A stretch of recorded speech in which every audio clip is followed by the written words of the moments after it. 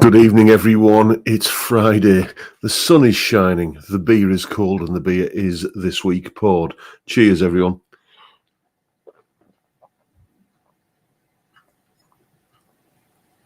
Welcome to the live stream. Everyone. Oh, excuse me. I've forgot to mute this. Hang on a sec. There we go. So, yes, welcome once again. Friday rolls around and we spend another hour talking about I have no idea what. Interesting to think that I started this back in the whole kind of lockdown situation in 2020 when I thought I'll try doing a live stream just because, you know, the pubs are closed and what else are you going to do on a Friday evening? I never once dreamed that this would have this kind of longevity that it's got. Thank you once again, everyone, for turning up and watching a fat bald bloke talk nonsense for an hour or so. Let's, as is customary these days, scroll up to the top of the chat and see who was first in this week. And here we go. Oh, there we go. Oh, Johnny Random, you're first in. And then we have Johnny H. and Robster Boy. How are you, Robert? And, excuse me, beg your pardon. Then we have Bridget Pollock and Grandpa Joe, Dave Lewis and Rexomatic.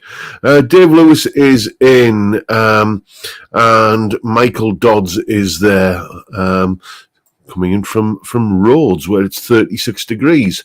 Yes, indeed. I'm just looking at the little sort of desktop kind of clock and calendar thing that I've got here, and it's saying that it is currently 29.2 degrees in this room here. And who else have we got? Jeff C. and Peter Collins and Lee Harris and Chip Young and David Evans and Edwin Toonan, and there's Danny Hancock as well. Who else we got scrolling down? Steve Entwistle's there, as is Vincent Brennan, Stephen Tatton, John Channing and Phil. Chris Ottewell, I just want a big shout out for Chris, and I do apologise, Chris. I meant to be a little bit better organised. Chris has made an absolutely stunning replica of a guitar that you know only too well. You see it on the channel all the time. He's made his own version of Blondie, and he sent me some photos, and I'm apologising because I meant to share them with you tonight, but the day kind of got away from me. I'll be honest with you. So I'll make sure to do that next week. And who else we got? We've got Luke's is in, and Ian Clark, and John Ross and James Hunt. Who else we got? Sean House is there, as is Gordo Canuck and Deco Dude. And bringing up the rear there, we have 60s Man and Stuart Young. Malcolm Spillett saying hi all from sizzling Suffolk. Yeah, it's been a warm one today, actually. Although this afternoon we got a little bit of mist coming in from the sea, and it just cooled things off beautifully. Lawrence Hastings is there as well, and Stuart Young and Colin Falcon. How are you, mate? Scrolling down, who else we got? We got Fender Bender, Cal B, Cowas Music. Hello, Thomas. And Dr. Gomez is there. Who else we got? Mark Kerno and Steve Lamb is there, and Savvy 64, Peter S.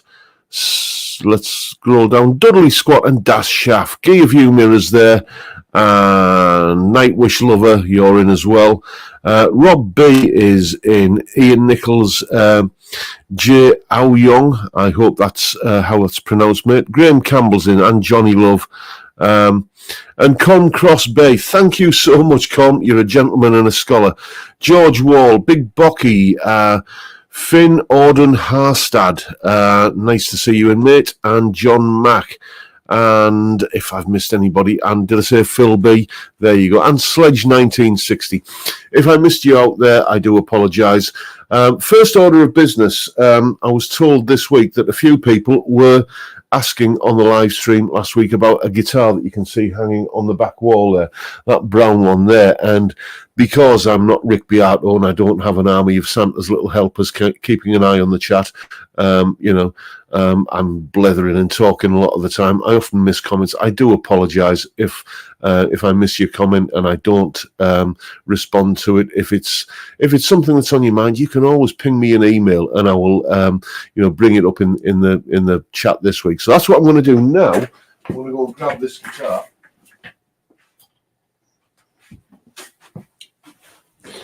This is a close-up of it.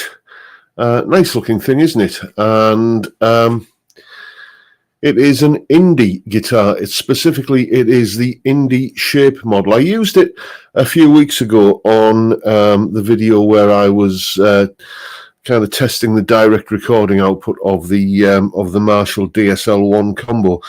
This was an impulse buy. You don't see these guitars around very often. They were sort of like a precursor to Harley Benton in a way. Not that they've got anything to do with Harley Benton or Toman or anything like that, but it was one of the first times where you got like really properly high quality guitars at sort of ridiculously low prices. And I did a video or a couple of videos on indie guitars a few years ago. That pal of mine who's loaned me a load of guitars, David, who's loaned me Gibsons and PRSs and stuff like that. He owns a really kind of rare, nice one. And I did a video on that. Anyway, long story short, a student of mine turned up with this a few weeks ago. He'd seen the video that I did on indie guitars. And he just kind of fetched it with me. He says, I thought you might be interested in having a look at this. And very much am. So anyway, I made him an offer and he accepted it and now it's mine. And I know nothing about. I do know that these aren't the original pickups. He told me that the original pickups were a pair of like really kind of shouty ceramic hot humbuckers, but this has got what look like Vanson humbucker size P90s in it. It's a great little guitar. I haven't done a review video on this for the simple reason that it's like, is there any point in reviewing a guitar that you can't go out and buy one of them? And I don't really think you can these days. But if you want me to do a full-on review of this guitar, just shout up and I will do so. So that's the mystery of the brown guitar on the wall behind me solved. Let me go and put it back. There we go. And yes, okay. Let's now there's enough people in. I'll tell you what's coming up on the channel this week. On Sunday, we have. It hasn't got 7 strings, Phil. It's a 6-string guitar. On Sunday, we have the full-on demo and kind of deep dive review of the PRS S2 Vela guitar that you saw me unboxing yesterday. Then on Monday, this is a weird one. On Monday, it's a solo analysis, as is the case, and I could have sworn that I've already done this solo. You know, when you kind of have a memory of doing something, like I remember tabbing this solo out, I remember making a video about it, but I've searched across my whole channel, I've searched across Patreon, it's just not there. So I don't know what the hell came over me, but it's a solo that I thought I'd done that I hadn't until now. And, well, it's just think, kind of schoolboy uniform and Gibson SG. That's all you really need to know. That is Monday's video. Then on Tuesday, it's a top 5 list. And I did a video years ago, a couple of years ago, I think it was, where I was talking about my guilty secrets, the tunes that you wouldn't expect me to like. Well, it's kind of another one along those lines. It's basically music that you wouldn't think that a fat, bald, middle-aged blues rock aficionado from the north of England would particularly enjoy listening to, but I do. So we're going to be talking about those on Tuesday. Then on Wednesday, staying with the learn my licks kind of thing, You know, when I talk about blues a lot of the time, I'm talking about, you can use the diminished scale and the super Locrian mode and the Dorian mode and this and that and the other, and targeting chord notes. Well, I just wanted to bring it all back to basics a little bit, because, you know, some great blues solos have been played using nothing more than the humble minor pentatonic. So I just wanted to make the case for the minor pentatonic and give it a bit of a shout out and show that, you know, you don't have to use all of the clever, you know, kind of theory stuff and have all of the kind of amazing complex harmony, everything. If you do, if you have a good command of the pentatonic scale, you can play absolutely convincing blues. So that's what Wednesday's video is all about. Then Thursday, it's you may excuse me, you may recall a few weeks ago on the live stream, I unboxed this lovely thing here, this gold top P90 Les Paul copy from Harley Benton, very generously sent to me by a viewer of the channel called Rob. I'm not sure if he's in this evening. If you're in, Rob, this guitar, the guitar you sent me, will be getting put under the microscope a little bit on Thursday. A little bit of a review and, you know, a demonstration thereof. And that's what's coming up on the channel this week. And of course, after Thursday, we'll be back on the beer again because it'll be Friday. In case anyone's interested, this evening's stream of verbal diarrhea is brought to you courtesy of Carlsberg Export. Now let's have a look and see what you've all been chatting about while I've been blethering. Let's have a look. Scrolling back up. Dave Lewis is saying, yes, please, would love a deep dive on that lovely looking guitar. Fair enough, I shall do that. No, the solo isn't You Shook Me All Night Long, David Evans. I've already done that one a few years ago. Will you be doing the duck walk too? No. Excuse me. I do apologise. I'm full of wind tonight, or full of something else anyway. It's funny, about 18 months back when you said you didn't really need any more guitars, John, that happens to us all the time. I know, I've got a ridiculous number of guitars now. And, well, another one, well, you can see there are some boxes here. That you know, these are guitars that have come in for review and, you know, they've been on loan and they're going back, well, as soon as I get the returns organised. But there's one of them that isn't going back. And tell you what, I'll give you a bit of a sneaky kind of preview of it. Here we go. So it's Telecaster-ish. And you can see that it's got what looks like, because it is, a roasted maple fretboard and neck. And you can see there the Wilkinson logo on the bridge, and you know, kind of regular Telecaster accoutrements. And if I just kind of come down very carefully like that, you can see, well, you can't see what it is. What you can see, it's a nut. What you can't see is that it's a Graphtec Tusk nut. Yes, this one is one that came in for review, just on loan, and I decided that this one was not leaving. So an arrangement was come to between me and the company who loaned it to me, and this one's staying. So, like, I need another Telecaster, but this one is a thing of joy, and you'll be seeing all about that guitar, what it is, and exact all the kind of stuff. You know, in the coming weeks, I think. No, it's not a parts caster, big bulky. My name is John, and I'm a gearaholic. Some of you are correctly guessing the brand of that guitar, but I'm not going to give it away.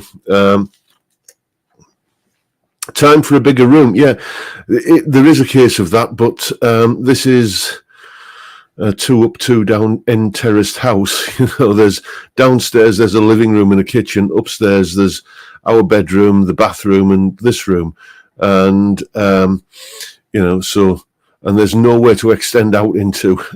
So I don't know. I am going to be making some space in here. I'm taking a week off.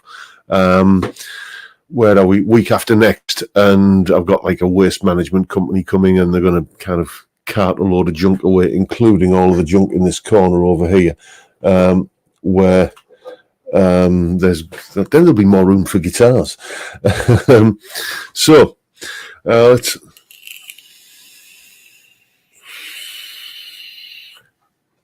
Brad Matthews is saying, did I do a review on a Rickenbacker? You said you were going to, maybe I missed it. It was supposed to happen. Basically, one of my students, or more accurately, the father of one of my students, because he's only a young lad, had a Rickenbacker, and I was going to do a review on it, but he ended up selling it before I could get round to getting the review organised, and basically, finding time in the diary to do stuff, because a lot of the stuff that I do is guitars that come in on loan and I have to get them, or guitars that come in that I need to get reviewed so I can sell them on, so I can move on to the next one. So basically we couldn't make the timing work, but there might be we shall see. I've kind of got feelers out to get myself another Rickenbacker. Someone there is asking how Dougal is. Maybe you can hear him downstairs. He's coming on really nicely. We had him off the lead for the first time today, just in an enclosed space where we can take him to walk. It's a big old field where he can't really get anywhere if he decides to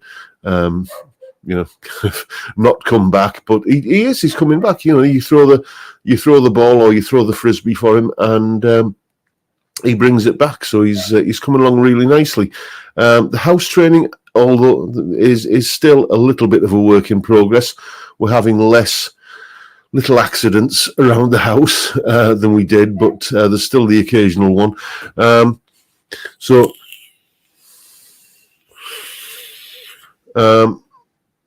Let's have a look. A third story can always go up. Yeah, if you have the money to, but unfortunately, Apple's Crufts is saying you got more guitars than Andertons. I've got less guitars than some of my students. That's all I will say. I've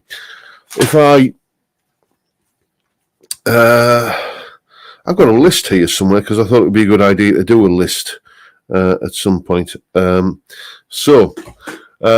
Let's read off the guitars that I've got. I've got Blondie, the Scott Guitars John Robson signature model. I've got a Gibson Les Paul Tribute. I've got a Harley Benton Dreadnought guitar. I've got a Fender Nashville Telecaster.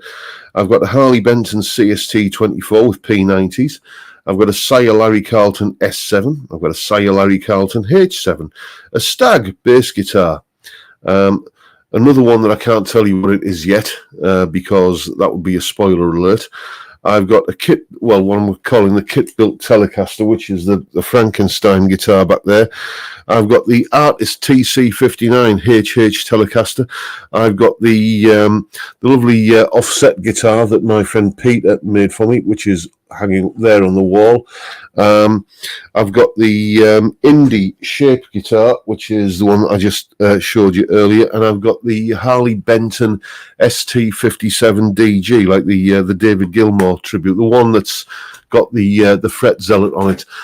People have been asking me about the fret zealot, why I haven't used it in a while. The simple fact of the matter is that it's nothing to do with the fret zealot, it's to do with the guitar that it's mounted on. Since I got that Harley Benton, the fret ends have, they've sprouted a little bit. So I need to do some remedial work on them. But in order to do that, I'm going to have to take the fret zealot off. And it's a very finicky, delicate process taking a fret zealot off a guitar once it's been put on. And frankly, I just don't have the time at the moment to get to kind of do a deep dive like that on any guitar. In case anybody's asking, the Harley Benton back there, that red one back there isn't mine. That belongs to one of my students who's dropped it off here, so I'm going to be putting some new pickups in for him, a set of Vanson classic 57s. So yeah, I've got about a dozen guitars. as I say, that's more than you need, but it's less than many of my students have got. So, it's my conscience is clear, and of course, I haven't added this new mystery guitar, which I showed you earlier, onto that list. I shall have to add that onto the list. Excuse me, chaps, while I just pour myself another. I was going to say cold one, but they've been in the fridge since, about 10 a.m. this morning, and they're still not properly cold, which gives you an idea of how stultifyingly hot it's been here today. I'm not built for this kind of weather, it has to be said.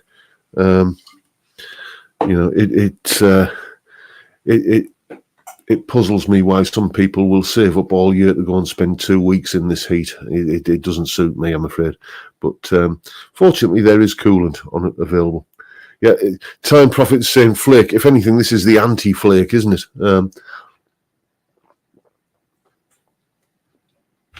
Vincent Brennan, you just hit the nail on the head there, mate. Ever thought about trying out a lap steel guitar? I have indeed. And it is sort of, when I've made a bit more room in here, it is one of the things that I'm thinking I should get one of those because I'm sure I would find a use for it. Harley Benton do one they did when last time I was looking, which is, ridiculously cheap, about £100. I think there's a Gear for Music one as well, which is about the same sort of money. And back in the days when I was doing the whole Guitars for Good Causes fundraiser thing, where I would kind of get the GoFundMe would provide the money for me to buy guitars. I would then review the guitars, make the money from the YouTube revenue, and then sell the guitars on, and the proceeds would go to Zoe's place. What a great little scheme that was. But I did think about getting a lap steel guitar when I was doing that. But I just thought, really, am I really going to be able to sell that on? We shall see. But it is definitely something I would like to have a go at, because I do like a little bit of slide guitar. I've just finished filming a video today, actually, of one of the guitars that now reside back in these boxes here, that had a little bit of slide on it, and it was a fun thing to do. And I just keep thinking, I'm sure I could use a slide in the same way. Dave Lewis is saying, John, can you put some pictures of your puppy up so we can see how he's growing? I would bring him up to see you, but I think he's quieting down now, and I don't want to go and wake him up, because the thing is, he's a little sod. For me, he's as good as gold. But when he's awake, and when he's tired but awake, he gets very, very kind of, you're like a toddler. I'm not tired, I'm not tired, I'm not tired, and kind of gets all naughty and, kind of restless. And it's the wife that cops the worst end of it. So I don't want to kind of disturb him. But yes, I will put up some pictures. I'm touched that you're interested in the minutiae of things like that. It's nice that you're concerned. Sledge 1960 saying, I play a pedal steel, John, and started on a lap steel. Great fun. Get one, you'll enjoy it, no question about it. Yeah, it's just it's like that Harley Benton Dreadnought acoustic back there. I bought that, probably in about 2016, and I hadn't owned an acoustic guitar for 25 years. But I'm just thinking, I got my first ever guitar was a K steel string acoustic, and I got that in 1978. And then at some point in the early 80s, I got rid of it, and I didn't own an acoustic guitar again until I got that one. And the moment I got it, I found a myriad of uses for it. One little thing that I noticed is that if you're maybe not if you're doing an Avenged Sevenfold kind of modern metal kind of track, but if you're doing some sort of classic rock track where you want a chunky power chord riffy guitar part. If you double it with an acoustic, just kind of nice and low down in the mix, it gives it so much more punch and depth. I don't do that when I'm demoing guitars, because that would then give a false impression of what that guitar sounds like. You know, if I'm doing a demo of, like, you know, the latest, like the Les Paul or the PRS or whatever that's coming, then it's you know, I don't want to give a false impression of what the guitar sounds like. But if I'm doing like something where I'm writing a piece of music for the sake of writing a piece of music, you know, which I don't do that often these days, but I do like to kind of double up a crunchy, riffy power chord, classic rock kind of power chord part with acoustic. And Ian Clark is saying, John, if you like lap slide, check your email later. I shall do, mate. I'll tell you what, mate, I'll do it in the morning when I'm sober. And Stuart Young is saying, what about a resonator? Again, a type of guitar that I've never owned. You see, you're planting these seeds in my head.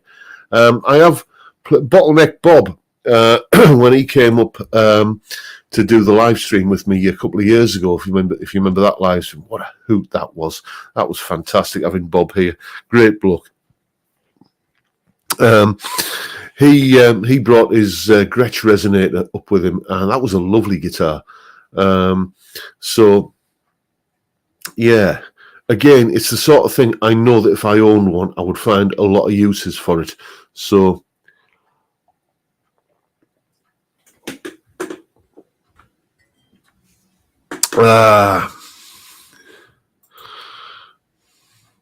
wasn't the blind Canadian, now deceased, a great lap steel type player? What the hell is his name? Gone back into the recesses, my grey matter.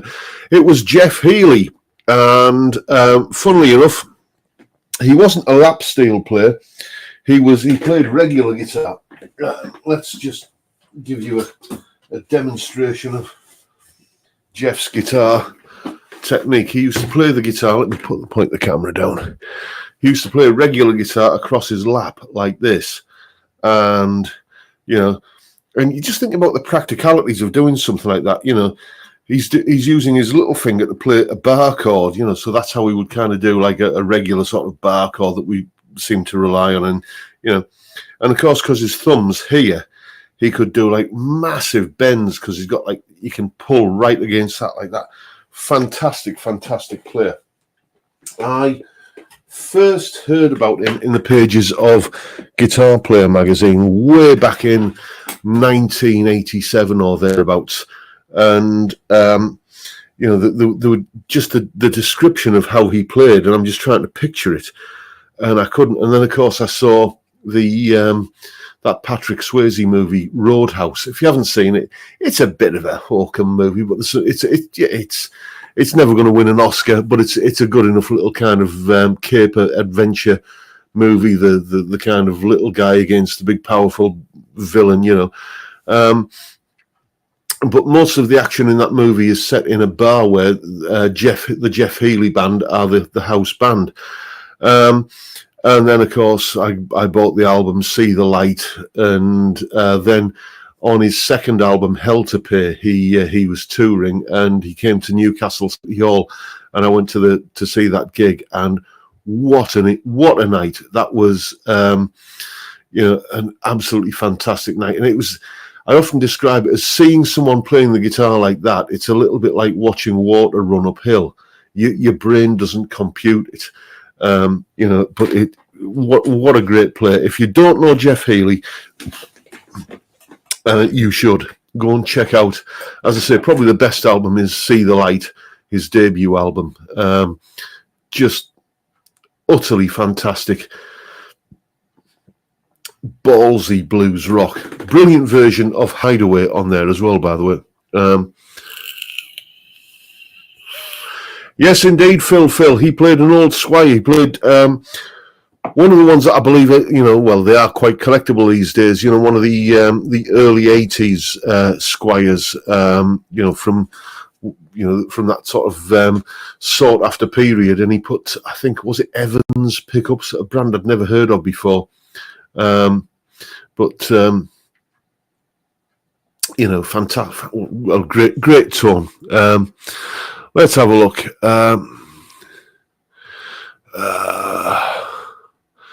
Let's just have a look, see what else we got in the chat. Scrolling up. And yeah, Dudley Scott's saying the Stones have a lot of acoustic mixed in. Maybe that's where I got the idea from. It's certainly something that I remember, listening to an album. I think that ballsy electric guitar has an acoustic just kind of shadowing it underneath it. It might have been the Stones, actually.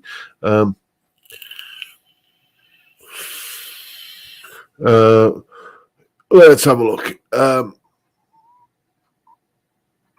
Yes, Time Prophet's saying there, Hell to Pay is my favourite Jeff Healey album. It has While My Guitar Gently Weeps on it. Yeah, that Hell to Pay, I liked the album at the time, and I love that version of While My Guitar Gently Weeps. But I don't know, it was just, I just wished it had been a bit more bluesy, like the first album. What else we got going on? Let's just have a look here, and I'm sorry to hear that, David.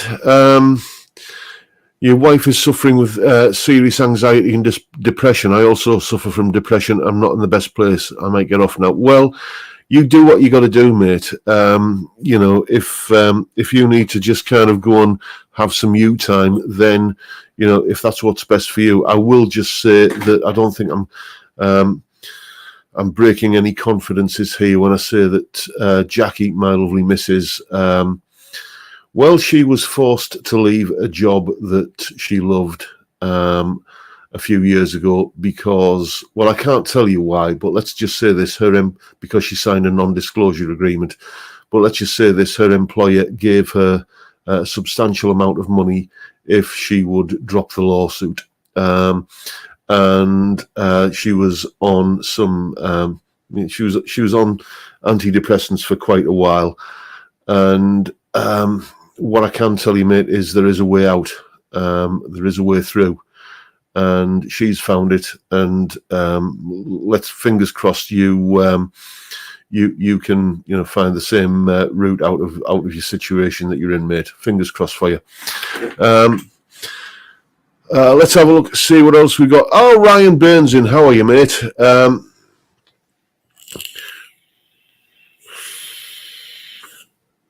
Let's see. JT saying, just got Sweet Virginia by the Stones sorted while my guitar best by Prince. Okay, fair enough. That is, talking about Prince, that's one solo that I've been asked for a lot, is the Prince solo from that live version of While My Guitar Gently Weeps, going back to the Jeff Healey reference there. So I'm going to have to take a brave pill for that one, I think, but it is one that I'm considering doing. And talking about Jeff Healey, yes, there's something else I meant to mention. I've got one of his solos coming up on the channel from the See the Light album. One of the better tracks on the album. It's not one of the ones that's best known, but if you're familiar with that album, then one of the I think one of the standout songs on there. I'm having a look at the solo on that. Let's have a look.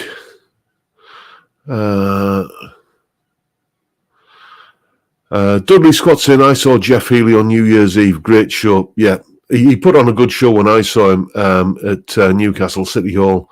And if we're talking about covers of While My Guitar Gently Weeps, here's one that is a bit obscure, but you may know of. But it's an instrumental version by a guy who you wouldn't really think would cover it. If you're familiar with one of the sort of 80s neoclassical shred players, a guy called Vinnie Moore, who I believe these days is playing guitar in UFO, if they're still around. He certainly was very recently in UFO.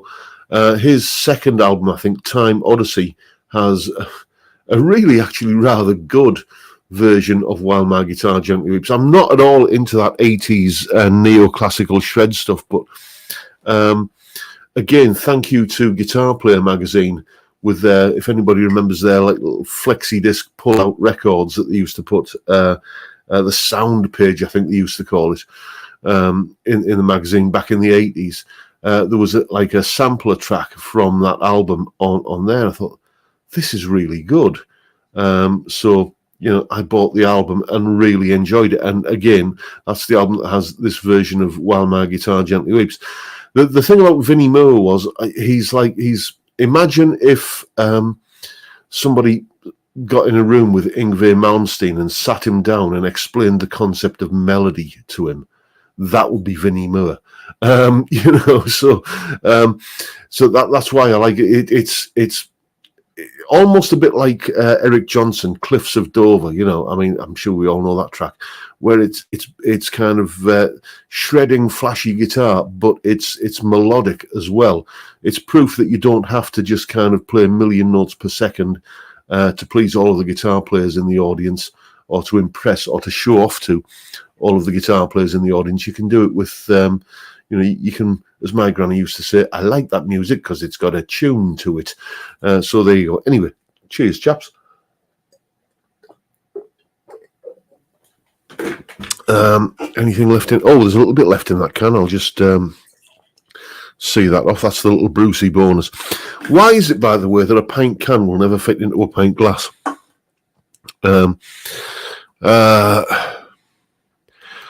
Let's have a look.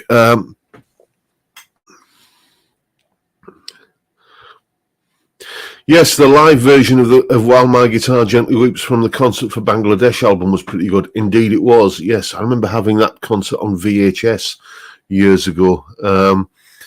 Remember tucked over in one corner, you've got all the lads from Badfinger, haven't you? And Eric Clapton with his white suit.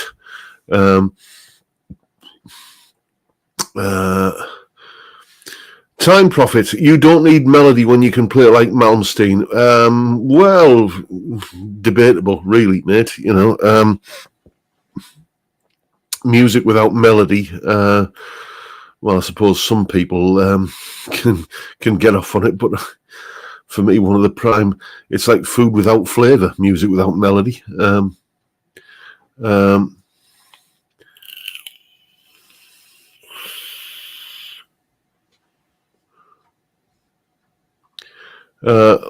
I got to talk to you about this, Ryan. I was backing out of a parking lot and nearly hit a couple of guys in a golf cart. It was Jeff Healey being driven around playing the trumpet. He brought us to his bar and got us some beers. Nice guy. Well, you learn something new every day. What I mean by that is I didn't know that Jeff Healey played the trumpet. I know that Flea from Red Hot Chili Peppers plays trumpet, because we used to have a DVD of, I think it was Red Hot Chili Peppers live at Slane Castle. I think we got that. I think either I got it for the missus one Christmas, or she got it for me, or somebody got it for both of us one Christmas. And in the middle of that, Flea just kind of starts riffing on this kind of trumpet like Miles Davis. Amazing. We're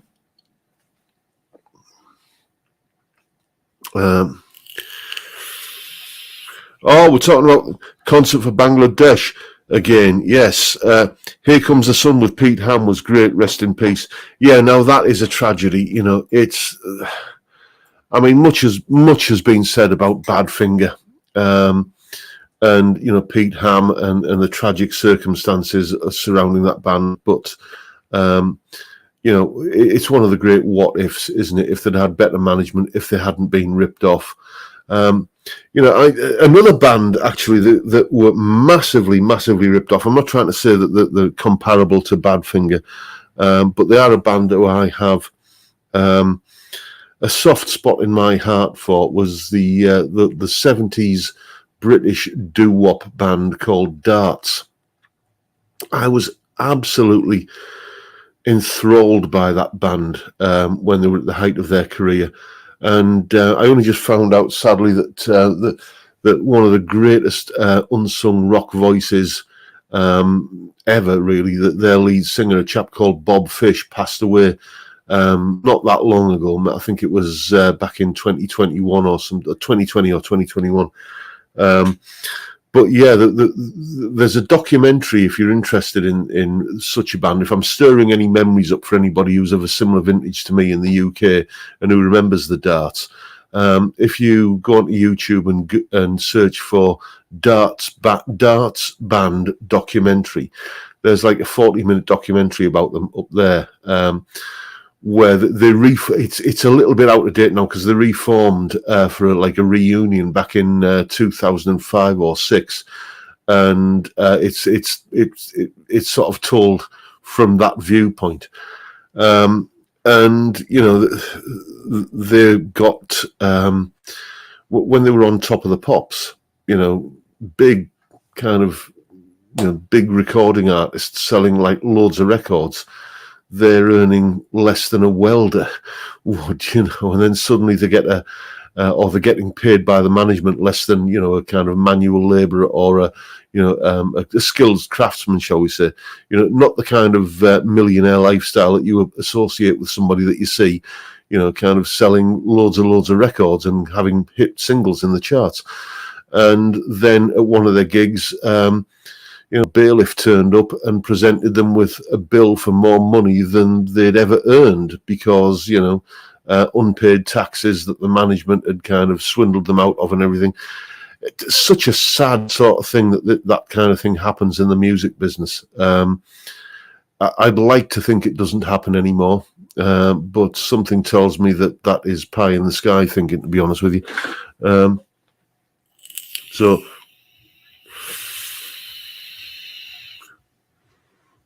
I've heard that, Craig. Alan Holdsworth wanted to play trumpet instead of guitar. Yes, I've heard that. You know, again, probably an interview that I've seen with him somewhere. I've got to tell you, I really, really, really have tried with Alan Holdsworth, and I'm absolutely gobsmacked and in awe of the technique that he had. But you know, when the music just doesn't kind of flip your coin, what can I tell you? I've done one of the top 5 lists that's coming up in the next couple of weeks when I'm talking about slide players, and I was very, very conscious that on that list of my favourite slide players, there were probably going to be at least a couple of people who, you know, should be on the list because they're fantastic technicians and fantastic, you know, iconic slide players. Probably one of them is probably the most iconic slide guitar player who you can think of. But you know, when somebody's music just doesn't kind of do it for you, it just doesn't kind of flip your coin or float your boat, then you know you got to be true to yourself and admit that, yeah, music is a personal, subjective thing, and you like what you like and don't like what you don't like. David Evans, I feel your pain, mate. My problem is getting anyone to even notice music my brother and I do. Well, the invitation's still open, mate. You want to come on the channel and talk about the music, and we'll play a few tunes and so on. You know, that invitation is there. Just hit me up whenever you're ready, mate. I know what you mean, though. I mean, I've for a long time before I've been on YouTube since 2008. But it didn't really take off for me until 2018, mainly because I wasn't really taking it seriously. I didn't think of myself as a YouTuber. It was just like something I did occasionally, you know. But before the YouTube thing took off, I was really, really trying to get my music noticed. And I was, you know, desperate to try and kind of get some traction with it. And it sort of started happening. Just via, I was getting a lot of airplay on American college radio stations, you know, just kind of sending them tracks, and they would play them, and you know, stuff on SoundCloud as well, and kind of sharing the links on SoundCloud and stuff, and getting. It was in the time when I was briefly on Twitter, and trying to and getting people to retweet me music. And I was even on the BBC, the local BBC radio station, the BBC introducing. They would regularly play my stuff, and they had me in to do a live session one time, and so I was getting all of the trappings of getting noticed, like the music was getting played on the BBC, for example, and other radio stations were playing it, but yet it never ever translated into people saying, I know, I'll go and download that guy's music, and kind of, or even I'll go and listen to it on Spotify and let him earn a fraction of a penny.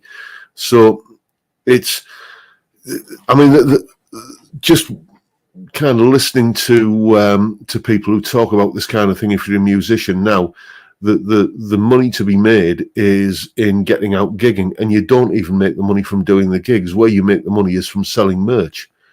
And it's like, well, do I really want my music to be little more than a marketing exercise for selling key fobs and kind of coffee mugs and coasters and t-shirts?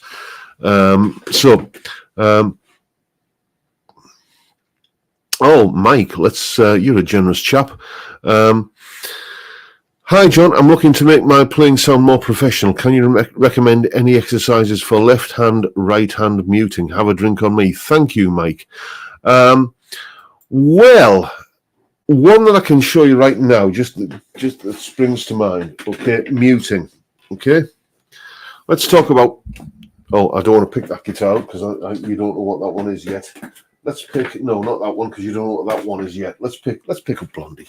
Okay, left hand, right hand muting. Okay. When it comes to right hand muting, I'm not plugged in here, and the amp isn't switched on, so I can't really give you a proper demonstration. But basically, what I always do when it comes to palm muting with this hand is basically just kind of put your hand there behind the bridge saddles, and then come forward until you kind of just start to feel the grub screws. Or if you're playing like on a Tune-o-matic bridge, where you can just start to feel the string breaking over the bridge saddles, and you kind of like that. You're 90 degrees to the strings, and then you just lean forward, like that, and that is your palm muting position. For muting with this hand, then a nice little exercise, and this tends to work on the 4th and 5th strings, is just let's play the 5th fret on the 5th string. You can do it with any fret. And what you want to be able to do is try so that you can play that note, but strum all the strings and only hear that note. So I'm muting the 6th string with the tip of that finger, and I'm muting the other strings with the underneath of that finger. So, don't know if you can hear that, but I'm only hearing one note. So just usually kind of muting with this hand, it's always either done with with this part of this finger, or muting a string above it with that finger, with the tip of that finger. And yes, I seem to have let the cat out the bag with by picking up the wrong guitar there. But what the heck? We're amongst friends. We all saw the Faisley, yes indeed. So it's a Faisley. Yes, Bax Music. Let's put the camera back up on my face if you can stand that. Bax Music sent me a bunch of Faisley guitars to review. It's part of the new Outlaw and Sunset series, and one of them was such a nice guitar that I basically came to. Well, you'll find out what the arrangement is in due course, but basically, they sent me 3 guitars. They're only getting 2 back.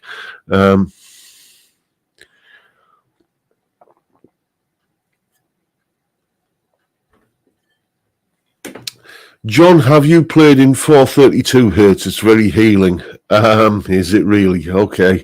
I'll take your word for that, mate.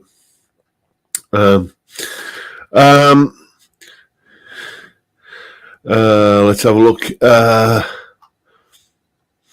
Ian Clark saying, John, forgot to say thanks for putting me on the Chord Pulse, really helping the chord playing. Yep. Chord Pulse is brilliant. It's, in terms of bang for buck, I think it costs about, under 30 quid. I think it's 30 euros, which, in kind of Her Majesty's coins of the realm, that comes down to about 22, 23, maybe about 25 quid or thereabouts. I think I paid for it. And it's brilliant. It's like, you can program a backing track in 30 seconds, and, okay, so it may sound a little bit sort of cheesy and programmed and quite obviously MIDI, but I view it's like, well, it's a backing track and you can vary the speed of it and you can practice stuff to it. And, it's like having a metronome that will also play a chord sequence for you.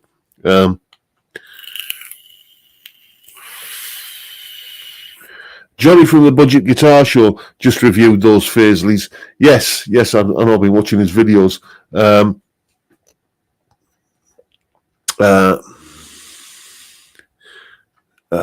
are we?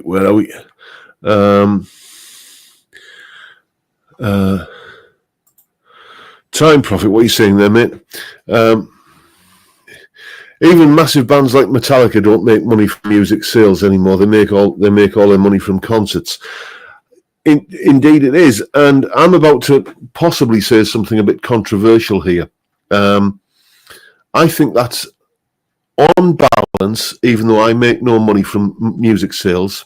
So this kind of goes against my own personal experience.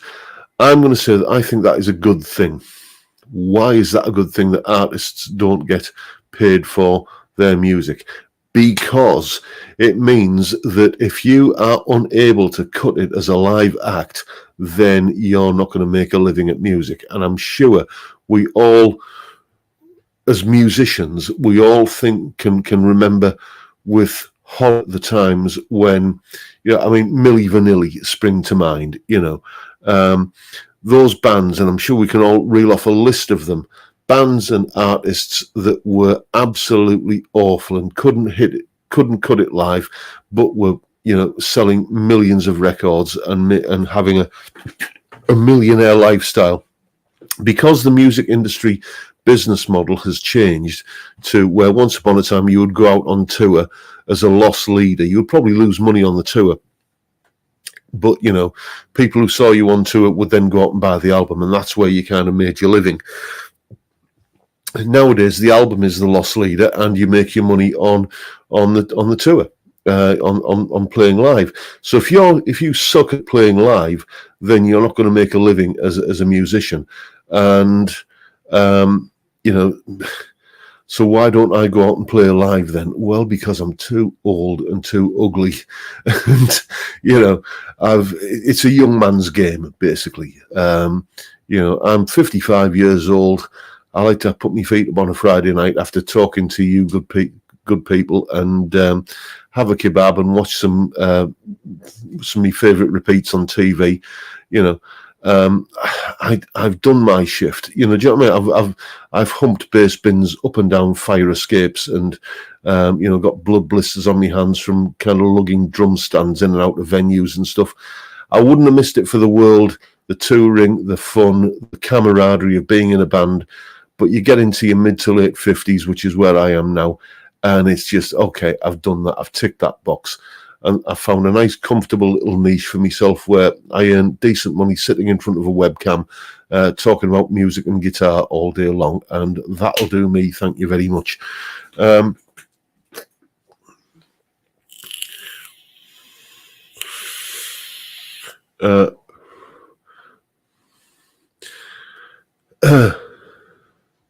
Time Prophet saying you ain't too old. I'm 53. What's that, Graham? Let's put you up on screen there. I'm heading out to do a solo covers gig tonight, even though I'd rather sell loads of my own songs. It's what I do to get paid and certainly hones your chops. Yeah.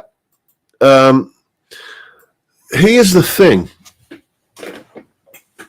It was accepted when I was out gigging that you could do originals. you could do it, but you couldn't kind of come straight out of the traps as a new band and kind of, play an original set to an audience that weren't familiar with your music. The kind of the strategy, if you want to call it that, back then was, and we're talking sort of back in the 80s and 90s here, was that you started out as a covers band and then you start sneaking in the odd original, and you get yourself a bit of a following. You get, once you start seeing the same few faces turning up at gigs regularly, then you think, okay, we've got a little bit of a following here, so start sneaking in a few originals or the odd original, and then gradually your set becomes mainly originals, and that's how, I mean, it's probably how all the great bands that came out of the 60s, the Who, the Stones, the Beatles, started honing their chops. Certainly, I remember, what was it? That was a Brian Johnson show. If you've not seen that, where he on the road, A Life on the Road with Brian Johnson, brilliant. A few episodes of it knocking around, well worth checking out if you can find it. But he's talking to Joe Walsh, and that's essentially how James Gang started, just as a covers band, that then they started kind of bringing their own original stuff in, and eventually they become the James Gang that we all know, Funk 49 and all that. And then, Joe Walsh becomes Joe Walsh solo artist.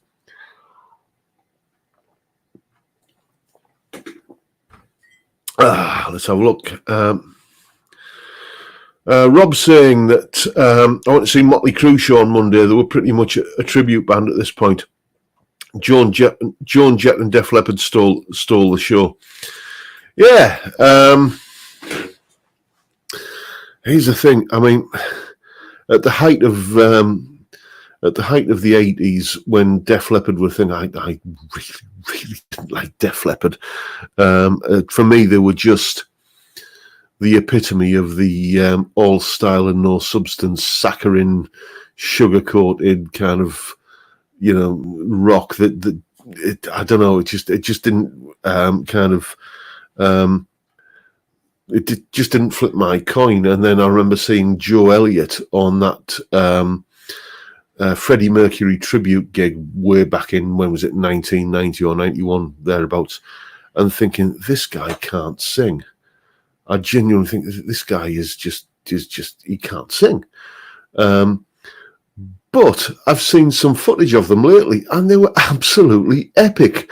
All whether that's me that's aged and my tastes have changed, or whether Joe Elliott has become a better singer, or whether their music has aged like a good wine, I can't tell you. But I just remember recently, like in the last year or so, seeing, I don't think it was on the internet, I think it was on some Sky Arts thing on TV, seeing about half an hour of a concert of theirs and thinking, this is really good. And just thinking, hang on, this is Def Leppard you're talking about here. So I can imagine they did steal the show, yes.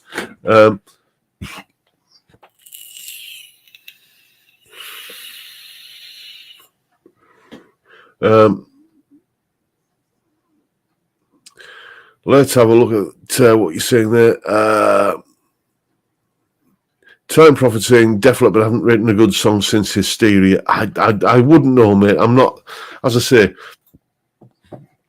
I couldn't. I think I know Hysteria is was that the album that was their big comeback after the drummer kind of didn't recover. He didn't regrow another arm, but when he recuperated, But was that album? I'm not sure. But I don't know. I just I'm not an aficionado of their back catalogue, but all I can tell you is I was quite impressed with that footage that I saw, more so than I expected to be.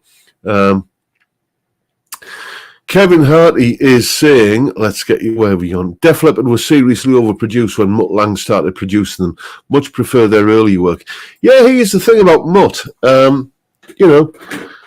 He does tend to make everybody sound like the Mutt Lange band, doesn't he? And the only band I can think of where he didn't do that was AC/DC, because, okay, you can tell that Back in Black is a bit of a slicker, more kind of produced sounding album than Highway to Hell, but not by a long chalk. He certainly didn't turn them into that kind of generic rock by numbers kind of sound that he seemed to turn every other band into. So maybe AC/DC were just kind of too AC/DC to for that to happen. Anyway, chaps, we've breached the hour, and that means that there will be a big pile of kebabs turning up to the Robson household imminently. So I'm going to swig off me beer and thank you once again, each and every one of you. 174 of you at the moment watching a fat bald lad talk cobblers for an hour. Thank you once again, everyone, for turning up and joining me for this Friday evening soiree. It's been a blast, as it always is, and as I always say, I'll keep on doing it till you're sick of me. But for now, time, gentlemen, please.